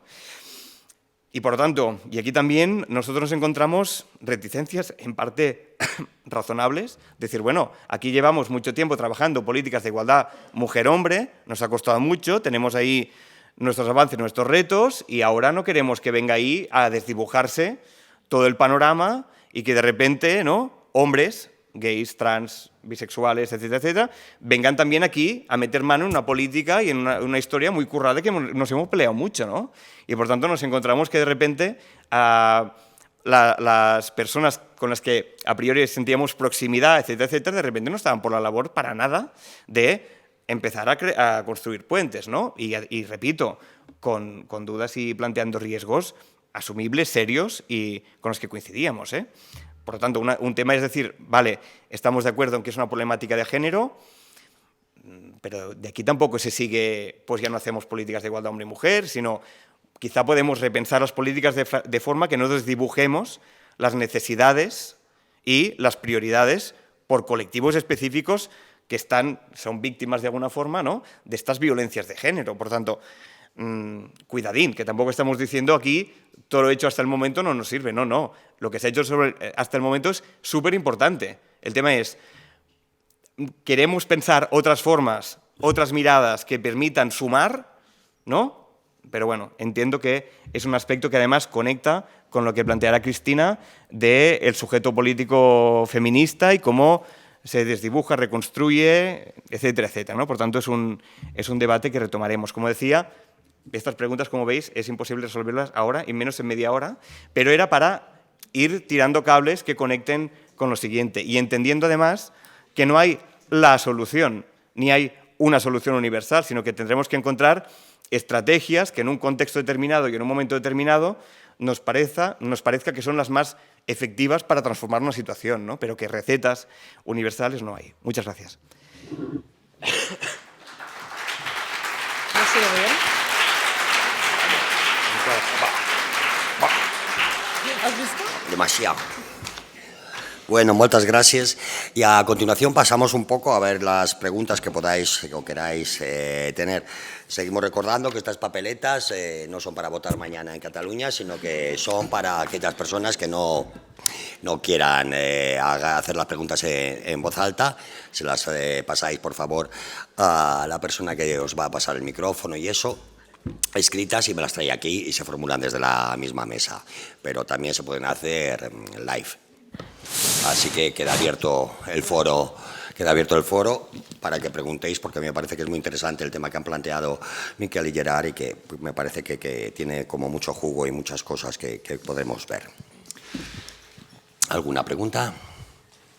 Por favor, que levante la mano quien quiera hacer alguna pregunta. Gracias.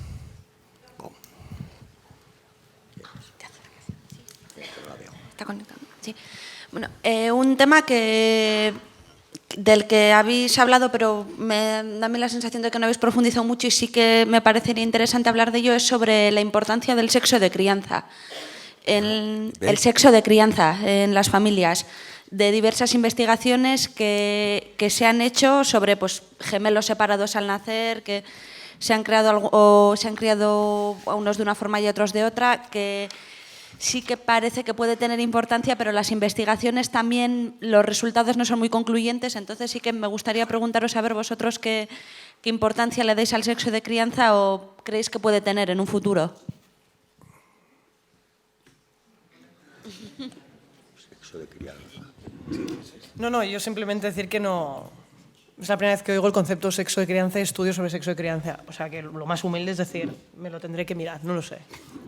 Sí, no, bueno, tampoco es que haya mucha investigación sobre el tema, pero sí que eso, quería saber a ver vosotros si sabíais algo. Nos tendrás que explicar tú.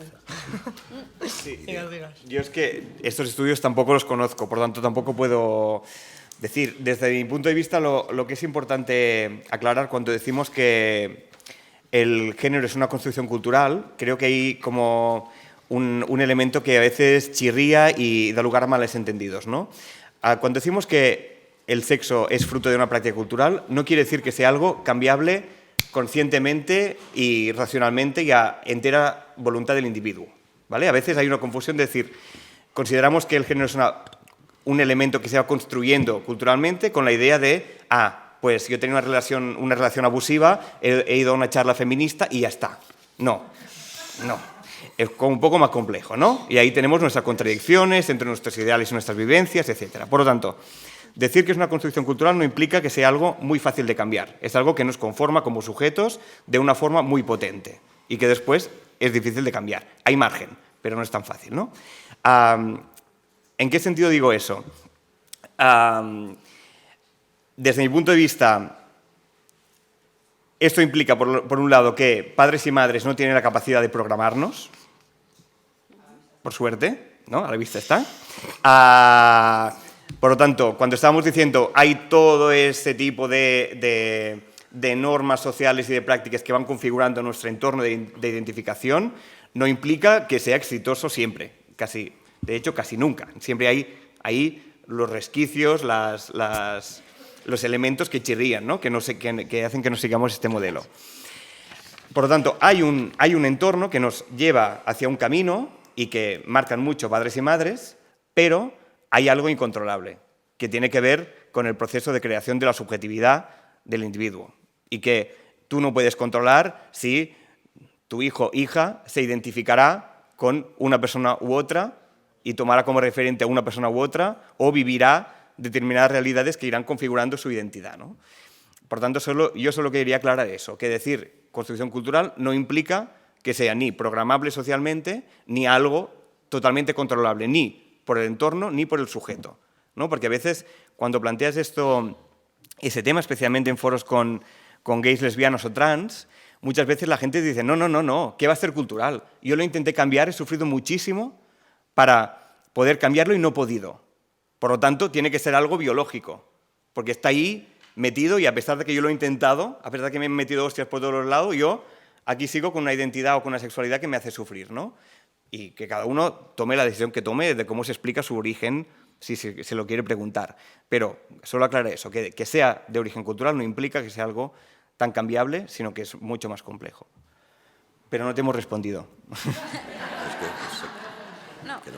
Bueno, sí, un poco, si no era más o menos eso, a ver si...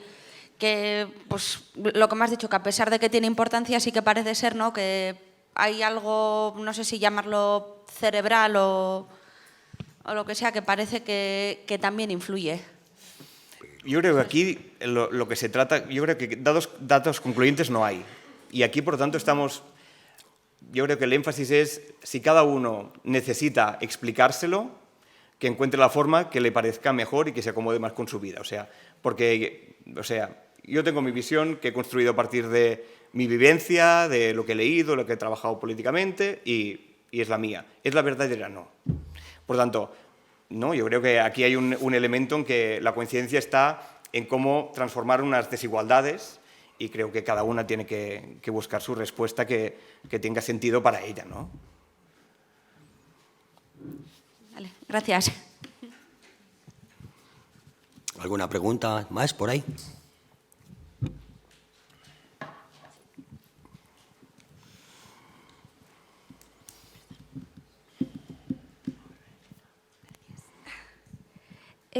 Yo quería preguntar qué otras formas de clasificación en otras culturas hay aparte de hombre y mujer y qué culturas son. Antropología, una de antropología. Muy interesante. Muy interesante. No soy un experto yo en este tema, para nada, pero puedo contestar informalmente lo que a mí me parece un poco. Creo que se ha hecho bastante trabajo en estudios postcoloniales, por ejemplo, que investigan qué pasó cuando la gente del continente europeo fue desembarcando en distintos territorios y qué es lo que vieron y qué es lo que se encontraron.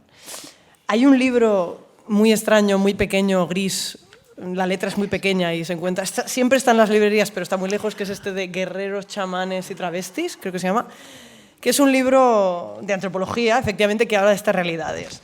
Es decir, hay muchas culturas que han pensado las categorías de hombre y mujer, o ni siquiera estas, de otras formas, en el continente americano, tanto en Norteamérica, con los nativos norteamericanos, la categoría de los 2 espíritus, los Two Spirit, México, las muxes zapotecas. En distintos contextos, por ejemplo, en Ecuador se ha hecho bastante trabajo de investigar un poco las raíces indigenistas de otras formas de entender el género.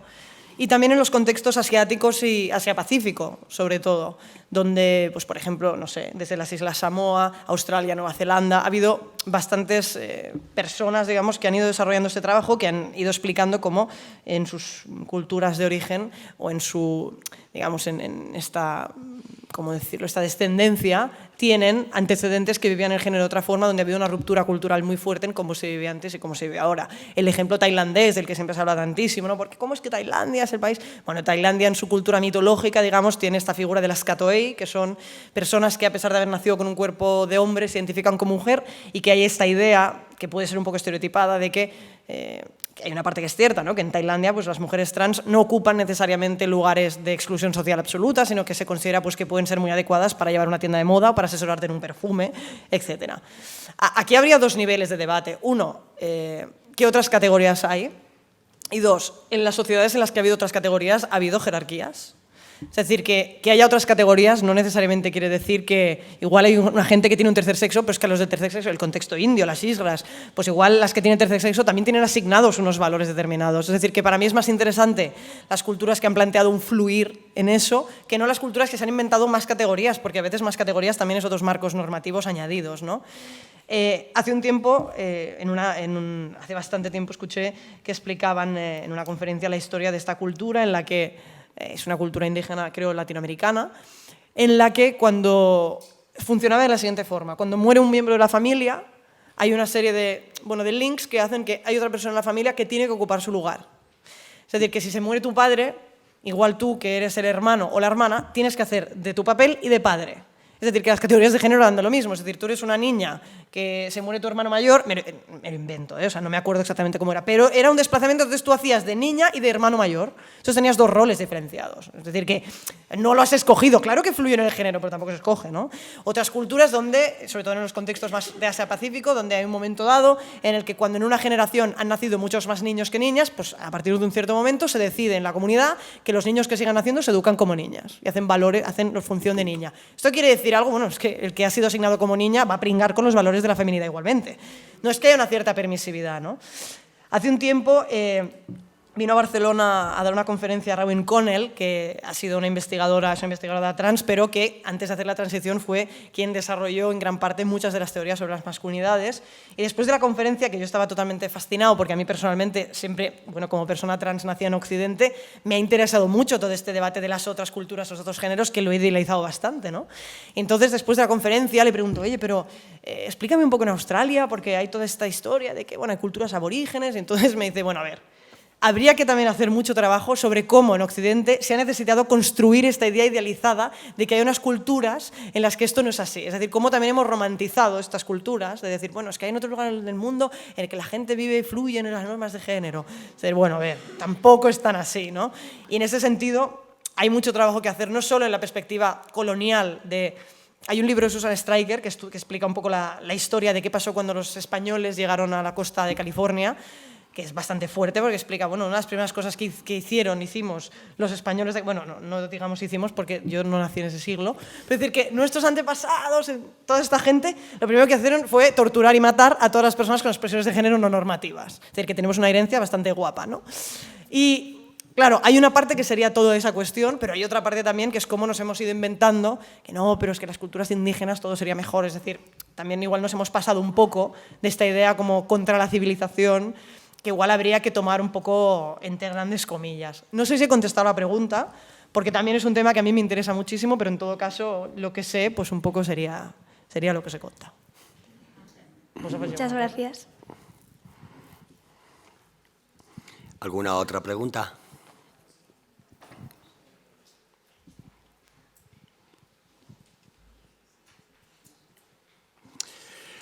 Bueno, si por si acaso os lo vais pensando, me han llegado las votaciones y Bien, hay dos preguntas que voy a unir un poco porque me parece que son importantes, ya que es un tema que, claro, es bastante novedoso, digamos, que es el tema de la intersexualidad, ¿no? Entonces tengo aquí dos preguntas sobre ese tema, ¿no? Creo que se pueden hacer juntas porque además una es rápida de contestar, ¿no? Una pregunta es simple, es cómo se llega a saber que hay 200 tipos de intersexualidad. Y la otra sería que, en referente al recuadro de norma, que has hablado tú, Miki, al decir sexo, o sea, que nacemos macho o hembra, eso sí está en la configuración mental de la persona que pregunta. ¿Pero qué significa nacer intersexual? ¿Se refiere a que no se siente nacer como macho o hembra, sino como persona? Leo literalmente. Estas son las dos preguntas. Para ti. Bueno, en relación a qué es eso de nacer intersexual, casi creo que es lo mismo que nacer macho o hembra. Entonces, es la misma lógica. La gente nace macho o hembra, nace intersexual. Bueno, o sea, no nace nada, pero les hacemos una serie de atribuciones en función del cuerpo con el que han nacido. Es decir, no creo que haya una identidad preexistente y efectivamente así lo muestran las personas intersex y no solo, es decir, tú puedes ser intersex y no identificarte como tal, puedes no ser trans y identificarte como persona trans, es decir, aquí hay una gran variabilidad que quiere decir que la gente, o sea, una cosa es cómo tú te identificas y otra cosa es lo que dice la ciencia que nosotros somos, ¿no? ¿Cómo se llega a saber que hay 200 tipos de intersexualidad? Yo no sé cómo lo han llegado a saber, pero sé que efectivamente no solo la investigación médica, sino también el trabajo hecho por personas intersex han establecido que esto simplemente quiere decir que la variabilidad es enorme, o sea, que desde que tengas testículos internos, altos niveles de testosterona, cromosomas XXY, o sea, de todas estas fórmulas posibles hay muchísimas variabilidades. Yo no sé cómo se ha llegado a saber, no me dedico a la investigación en esta cuestión y por lo tanto me remito a lo que activistas, investigadores han dicho sobre esta cuestión. ¿He contestado? Vale. Bueno, yo supongo que para saber cuál hay 200 o 189 o 205 simplemente es un problema matemático de permutaciones, variaciones y tal sobre las diferentes variantes que hay. O sea, no debe haber mucho más, ¿no? Es de tal, se multiplica, más esta variante y fuera. Bien, y tengo aquí otra pregunta. Gracias, Sejo. Ahí... que me parecía, ¿no? Había 5, había tal, pues en la combinación y fuera, y no sé cuántas saldrán. Yo soy de letras, ¿eh?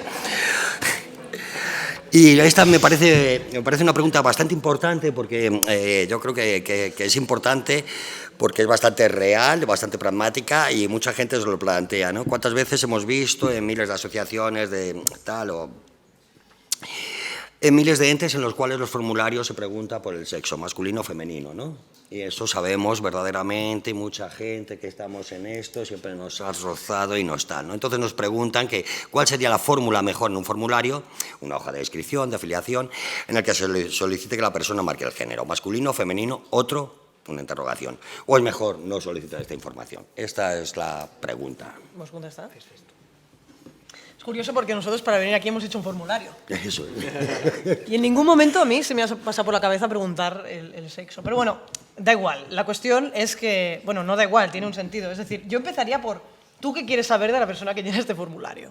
Es decir, hay una serie de preguntas que se hacen, pues porque se hacen. Dirección. Es que me da igual dónde vives. Si tú vas a venir aquí a una jornada que no te voy a ver más en mi vida, no te voy a enviar nada por correo. Es decir, hay toda una cultura de hacer preguntas a la gente, ¿no? Sí, para un poco sociología andar por casa. Ah, mira. Bueno, indicadores. A no ser que te interese por alguna razón concreta conocer cuántas personas hay en esta sala con genitales asignados hombre y genitales asignados mujer, que puede ser, igual lo que tendrías que preguntarnos en relación al sexo. A no ser que quieras conocer los genitales de las personas o el sexo asignado al nacer, ¿no? Esto sería el primer capítulo. Si a ti lo que te interesa es saber las personas que vienen, si viven y socializan como hombres o como mujeres, quizá no hace falta que preguntes sobre su sexo, que tiene más referencia a la cuestión biológica, sino referencia a la identidad con la que ellos se identifican. Y en este sentido, esto tiene tiene sentido saber si en una formación han venido 14 hombres y una mujer. Obvio que tiene sentido y por lo tanto, pues claro que se puede preguntar. Pero bueno, preguntar un poco con... Luego ya sin entrar que sexo y masculino no cuadra. Es decir, masculino hace referencia a género, un sexo no puede ser masculino. Bueno, puede, pero es como... En fin, no en B. Entonces... Aquí aviso para navegantes, porque claro, ya hay todo un tema que es, a veces hay gente que lo quiere hacer bien y entonces pone identidad, hombre, mujer, trans, gay, lesbiana, bisexual.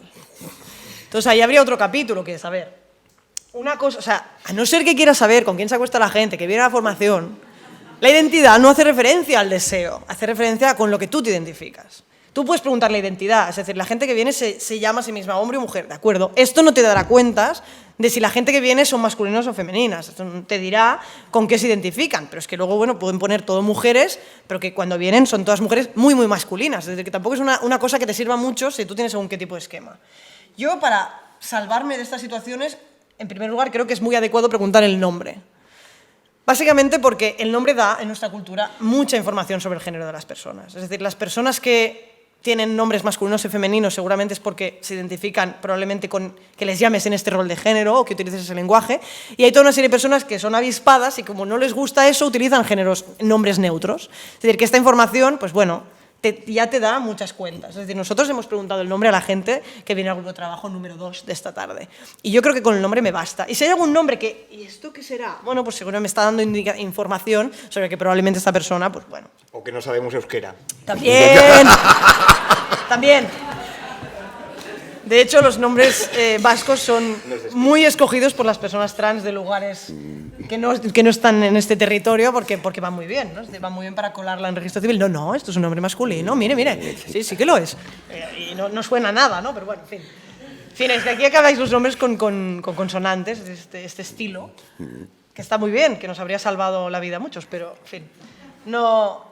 Creo que el tema de preguntar en un formulario, antes que preguntar, pregúntate tú. Es decir, ¿pero tú para qué quieres saberlo esto? Es decir, y en función de para qué lo quieres saber, si quieres generar categorías amplias, es decir, pero pregúntalo bien. La persona que viene, ¿se identifica usted como hombre, como mujer? ¿No se identifica como ninguna de estas categorías? ¿Como alguna de otras? Vale, ya está. Fin, es decir, no...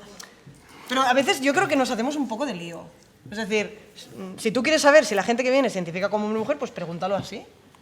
Porque si preguntas sexo, das pie a... ¿Pero qué me están preguntando? ¿Mi sexo o cómo me identifico? No, ¿cómo te identificas? Si es lo que queremos saber. Didi, añade. A mí lo que me parece bien de la categoría otros es que el 99,9999% de la gente se identifica como una de las dos. Venga de donde venga, sea intersex, sea trans, sea lo que sea. Pero me parece bien la pregunta de que la gente se encuentre en un formulario otro. Pues está bien, ¿no? Seguramente casi nadie lo marcará. Pero está bien la pregunta. Está bien que la gente se lo plantee. Y que si alguien no se siente cómodo pueda añadirlo, ¿no? Por tanto, yo prácticamente no conozco a nadie que no se sienta identificado y no viva con una de las dos categorías, con más o menos incomodidad, con lo que sea. Prácticamente no conozco a nadie. Pero está muy bien ir introduciendo, por tanto, el efecto que decía performativo, ¿no? Cuando hacemos un formulario estamos haciendo política de género. Y cuando estamos incluyendo la categoría otro, de repente estamos generando algo en la persona en que puede ser productivo, ¿no? Que puede generar reflexiones que sean interesantes. Es que el formulario dice más de quien hace la pregunta que de quien contesta. Pero la pregunta a mí no me parece para nada desacertada, ya que verdaderamente luego en memorias, en evaluaciones y tal, hoy en día con la lectura de género enseguida hay que poner esas cosas. Entonces es verdad que muchas veces te crees ahí y andas...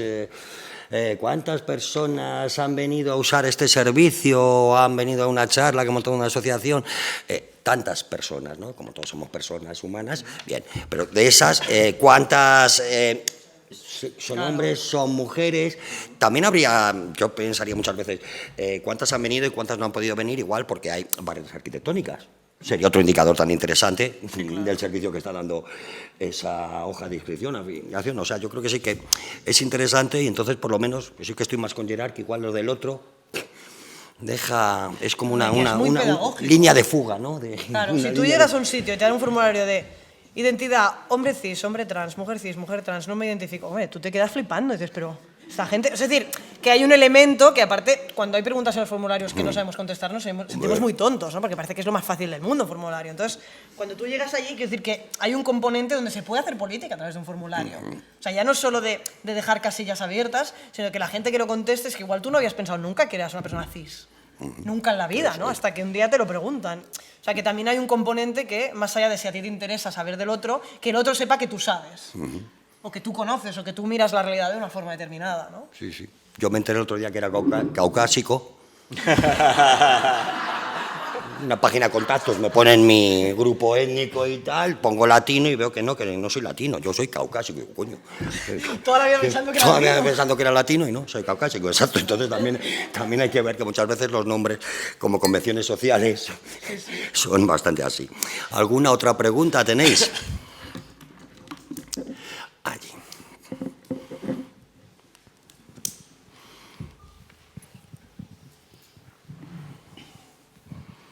Hola, buenas tardes. Buenos días, Dios mío, ¿cómo estoy? Quería preguntaros, me surge la inquietud como madre de 2 criaturas, un niño y una niña de momento, porque son muy chiquinines. Me habéis dicho que trabajáis con jóvenes, ¿no? Entonces yo me planteo, porque bueno, me considero una persona de eso progre y que intento avanzar y que intento adaptarme a todas las realidades que hay. Y claro, a veces dices, ¿y cómo trabajas?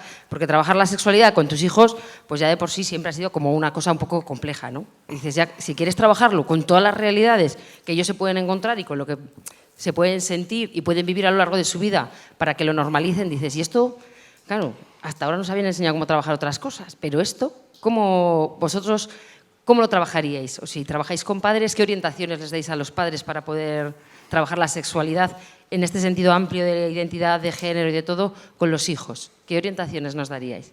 Gracias.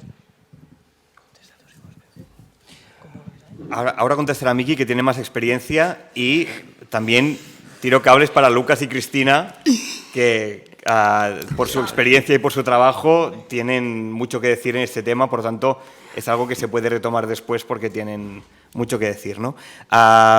Yo, sencillamente porque no me dedico a estos temas, pero apuntar que a veces damos con mucha importancia a la educación, ¿no? Y todo lo tiene que resolver el sistema educativo y entendemos la educación de una forma un tanto superficial, ¿no? Que al final lo que decimos tiene un efecto muy limitado, al final es lo que ven, ¿no? Y por lo tanto hay algo de la experiencia, ¿no? Que tú puedes estar contando milongas, pero que al final ellos ven que tú estás reproduciendo unos roles, ellos ven la tele y ven unos roles, ellos, ¿no? Por tanto, que tiene que ver en qué experiencia estamos dando, qué diversidad estamos mostrando y cómo vamos reaccionando en el día a día, ¿no? Más que comprar un par de cuentos o de ir contando determinadas cosas cuando nuestras prácticas no tienen que estar en consonancia.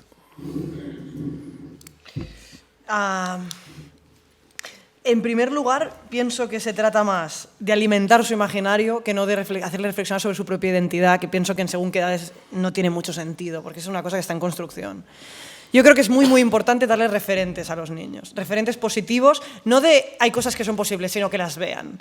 En ese sentido, la madre del formulario de que su hijo no identifica su género, del que hablaba Gerard, siempre cuenta que tiene en la nevera de casa un calendario de estos de los meses, un calendario con las fotos de personas trans desnudas. Entonces, sus niños están acostumbrados a desayunar con mujeres que tienen tetas y pene. Están totalmente acostumbrados. Entonces, mira, mamá, en octubre, mira no sé qué. Bueno, en fin, tienen esto, está ahí. O sea, no es que alguien que crean, no, es que en su entorno hay personas trans, o sea, las conocen, las han visto alguna vez en la televisión, las han escuchado, han ido a la playa con alguna. A ver, no es obligatorio buscarse amigos trans para ir a la playa, ¿eh? Pero quiero decir que es muy importante que tengan esas imágenes en su imaginario. Creo que esto es fundamental, porque gran parte del problema está en que las personas no se imaginan que eso es posible. O sea, saben que hay unas cosas raras, pero no imaginan que eso es posible. Y creo que eso es una parte mucho más importante a veces que no incidir en, ya, pero es que yo tengo una hija y claro, todo el rato quiere vestirse de rosa, que se vista hasta que se harte. No tiene que ver con eso. Tiene que ver con que conozca a muchas otras niñas que no se vistieron de rosa, que tenga referentes positivos de niñas masculinas. Eso es mucho más importante que no estresarse porque ella quiere ser Dora la Exploradora. Que sea Dora, no importa. La cuestión no está tanto ahí como en lo que en su imaginario es posible. Además, yo creo que los niños, y quien tiene hijos o niños cerca, sabe que hay este periodo tan interesante del mundo mágico que tienes. Es decir, hay un momento en el que tú, pues bueno, el Sejo podría salir volando ahora, es convertirse en mariposa y pues bueno, en fin, podría hacer cosas porque el mundo infantil lo permite. Y creo que es en ese momento, que está alrededor de los 4, 5, 6 años, yo no soy un experto, pero en ese momento en el que es muy interesante contarles cosas que igual si se las contamos luego ya les sonarán un poco más raras porque en el cole me han dicho que esto es de maricones. Es decir, hay una edad que vamos antes nosotros que la información externa y que ellos todo lo pueden ver posible, ¿no? Y yo tengo experiencias muy positivas en contarle a niños que soy trans y en ese sentido algunas las puedo contar que creo que ilustran esta realidad. Yo he sido durante muchos años entrenador de baloncesto y entonces entrenaba equipos de niños muy pequeñitos, de 4 o 5, que la pelota es más grande que su cabeza, etcétera, ¿no? Y en este universo, pues un día se dio la casualidad que fui a dar una charla al instituto donde iban muchos de sus hermanos mayores sobre transexualidad. Entonces, evidentemente, al siguiente día de entrenamiento, oye, Miki, que me ha dicho mi hermana que tú eres travesti. Y digo, bueno, tranquilidad. ¿Qué es ser travesti? Claro, es que no sabían ni lo que estaban diciendo, ¿no? Entonces, simplemente les dije, bueno, pues no. Simplemente es que yo nací en un cuerpo de chica, pero en un momento dado que ya no me sentía a gusto, entonces dije, bueno, pues mira, prefiero ser un chico. ¿Dónde están las pelotas? Fin de la conversación. Nunca más se preocuparon. Y no es que no lo hubieran entendido, lo habían entendido perfectamente, porque a veces, pues no sé, simplemente, esto debe ser como tú, ¿no? Que tú, que también naciste niña, pero luego en su mundo imaginario no generaba ningún problema. Es decir, hay mucha idea de que no, a los niños, si les hablamos según qué cosas, no las van a entender o van a tener... Bueno, yo creo que eso tiene mucho que ver con que lo probamos muy poco. Porque muchas veces cuando lo pruebas, no sé si habéis visto este vídeo en YouTube tan famoso de este niño que ve por primera vez una pareja de chicos gays. Este vídeo es espectacular, ¿no? Porque este niño, o sea, que sois marido y marido, bueno, ¿venís a jugar? O sea, realmente simplemente, vale, porque, bueno, aparte es una edad que ve muchas cosas sorprendentes, esta es una de tantas cosas que aprenden, ¿no? Hay una cosa que sí que me parece muy relevante y creo que hoy en día la gente está muy, muy preocupada, en padres y madres, ¿no? Están muy preocupados en cómo transmitir estos valores, transmitir estas ideas más amplias del género a sus hijos. Y yo creo que también es importante que nos preocupemos porque estos niños, nuestros hijos, no hagan bullying. Creo que es algo en lo que incidimos poco. Es decir, no solo que mi hijo tenga una mirada amplia, pero estoy yo seguro no solo de que no le hacen bullying a él, sino de que él no promueve eso. Porque muchas veces lo que pasa con chavales que están muy, muy empoderados y que conocen muy bien es que también tienen muchas más herramientas a veces para tener actitudes de discriminación. Y creo que ese interés que le ponemos, esta énfasis tan importante que ponemos en que los niños y las niñas sean muy diversos y que tengan una cultura de diversidad muy grande, también tenemos que incidir en que tengan también habilidades para no fomentar discriminación sobre otras cosas, ¿no? Porque a veces pasa que nuestros hijos de género saben mucho, en este caso, ¿no? Pero que luego llega alguien ciego a clase y se lo machacan, ¿no? Es como, bueno, habría que también incidir en explicarle a los niños las consecuencias de la violencia, explicarle a los niños las consecuencias del bullying, de la discriminación, explicarles cosas de las cuales ellos son testigo y darles herramientas también en este sentido. Yo creo que hacemos un flaco favor cuando les explicamos una realidad que es la que a nosotros nos gustaría que fuera como una realidad utópica, y no les explicamos que esto genera violencia. Es decir, este padre de la foto que yo os he puesto, que sale con su hijo vestido con un traje, con un vestido rosa, con una falda rosa, hace muy bien en acompañarle, pero creo que también hace bien explicándole que igual hay una gente que por la calle igual les mira porque no le parece bien. Simplemente, no hace falta que ahondemos en...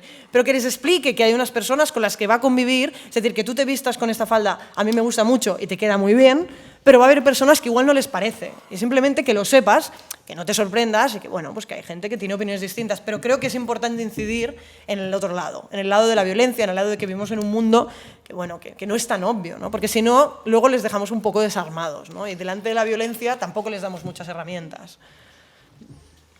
Yo quería insistir en el tema del límite en nuestra capacidad de inculcar determinados valores, ¿no? Y me venían aquí dos ejemplos. Por un lado, una familia catalana que no sé si oísteis, que eran unos hippies rematados, que su hija es legionaria, ¿no? O sea, pues su entorno, sus referentes, sus discursos, o sea, pero hay algo incontrolable, que es que como esta persona se acabará identificando, acabará ubicando estos valores, pues, colega, pues bueno, tienes una parte de incidencia, pero sin pasarse, digamos, ¿no?